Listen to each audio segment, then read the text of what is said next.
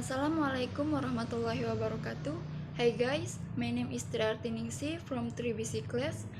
I will presentation reading experience from a journal article, Sustainable Tourism as a Strategic Instrument in Development Planning and Analysis from the Development Side of Sustainable Tourism Destination. From Journal of Tourism Destination and Attraction by Oka Ayuti from Faculty of Tourism, Pancasila University, and Imade Adi Gunadi from Faculty of Tourism, Pancasila University. Volume number is 1, issue number 1, publication date 30 July 2019, page 37 until 44. Abstract. Sustainable tourism development guidelines and management practice are applicable to all forms of tourism in all types of destinations and all types of tourism, whether it is mass tourism or niche tourism. Sustainable ways of managing destinations can be defined by considering their competitive position and their stage in the destination life cycle in the interest of achieving sustainable tourism outcomes. This paper discusses factors that could ensure the sustainability of tourism and appropriate policies that needed to be implemented in order to prevent tourism from creating negative environmental and sociocultural impacts in the respective tourist destinations. Within the discussion, reference is made to several tourism destinations. Towards the end of the paper, planning approaches that are needed to conserve the intrinsic qualities of selected tourism destinations are suggested. Introduction. Recently, people's interest in traveling for tourism is increasing, both domestically and abroad. This is because of the cheap flights that have made travel to various destinations easier, cheaper, and more affordable. Destinations that were previously unknown now have the opportunity to do better promotions and provide more complete and accurate information. Correspondingly, many regions are eager to develop tourism, invest, improve infrastructure to attract more tourists to come. The goal is only one, namely increasing foreign exchange earnings. In the future, attracting more tourists to visit a destination, you must be extra careful. Many tourist visits must be seen as honey and at the same time considered as poison. If not planned properly, tourism can be both a blight and a blessing. In this case, the need for planning in the development, and one of them is to use the principles of sustainable tourism. Next, in more detail, UNWTO and UNEP 2005 have compiled a number of provisions that must be met in sustainable tourism. Namely, 1.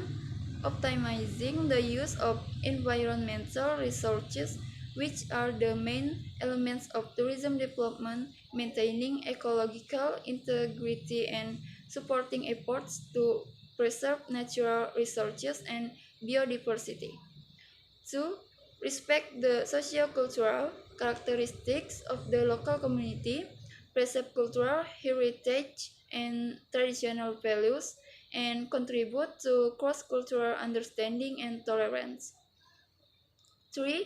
Ensure business sustainability, generate socio-economic benefits that are evenly distributed to stakeholders, including in the forms of employment opportunities to earn income, availability of good public service and facilities from local communities, and contribution to poverty alleviation. Sustainable development requires the participation of stakeholders as well as strong political leadership to ensure the achievement of participation and conventions. Sustainable tourism is a continuous process and requires continuous monitoring of its impacts and can include preventive and corrective measures if necessary. However, sustainable tourism must also always maintain tourist satisfaction and ensure that tourists can get a meaningful experience during their visit, namely an experience that can increase their awareness of environmental issues and even encourage them to implement sustainable tourism practice. Next, planning objectives. The planning levels can be start from the master plan at the national level, the provincial level or regional, the district or city level or local, and then followed by the regional master plan planning where the detailed engineering of the area to construction is discussed. The goal is clear to provide appropriate development directions for the existing tourism potential in terms of products, markets, spatial planning, human resource, management, and so on, so that they can grow and develop in a sustainable manner.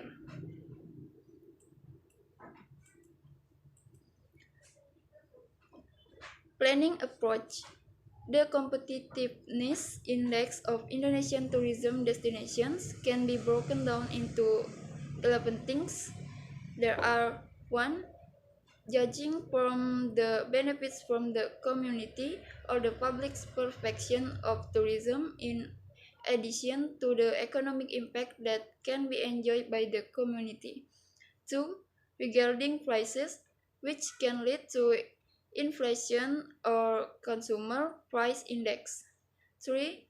Infrastructure or accessibility, airports, ports, roads, and bridges. 4. Facilities that can be seen from the number of resorts and 5-star hotels, the number of tour operators, tourist transportation. 5.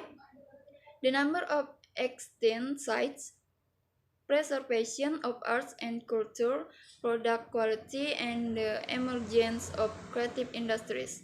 6. Environment, population density level, total CO2 emissions, number of rare flora and fauna that can be inventoried. 7. Technology, internet usage level, telephone or mobile phone. 8. Tourism HR, the number of tourism workers. 9. Regulatory policies, visa requirement, ease of investment, and tax breaks.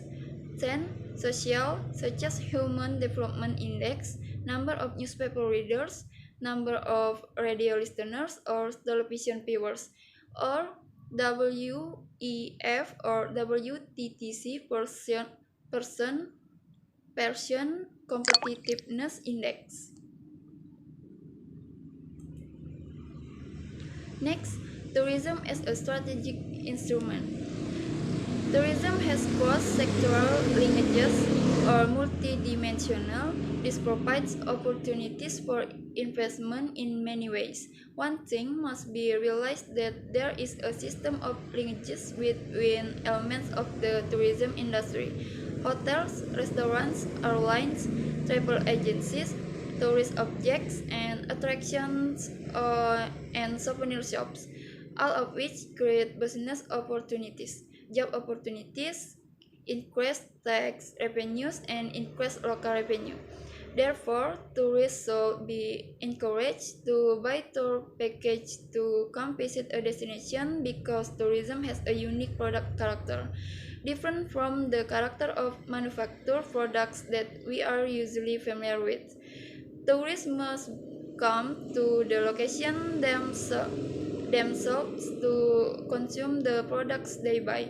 The arrival of tourists to remote areas provides a very large opportunity for regional development and at the same time opens the isolation that has occurred so far.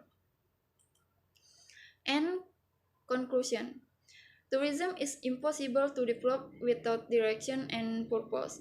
Sustainable tourism development and development requires cooperation, coordination, and synchronization of actions and involving local communities. Tourism development should adhere to the following principles. A. Development policymakers must see tourism as an option for economic development and on par with other economic activities. B. Relevant tourism information should form the basis for licensing, analysis, and monitoring of the tourism industry in relation to other economic sectors. C. Tourism development must be carried out in ways that are in accordance with the principles of sustainable development. Okay, I think that's all my presentation. Thank you for attention. Wassalamualaikum warahmatullahi wabarakatuh.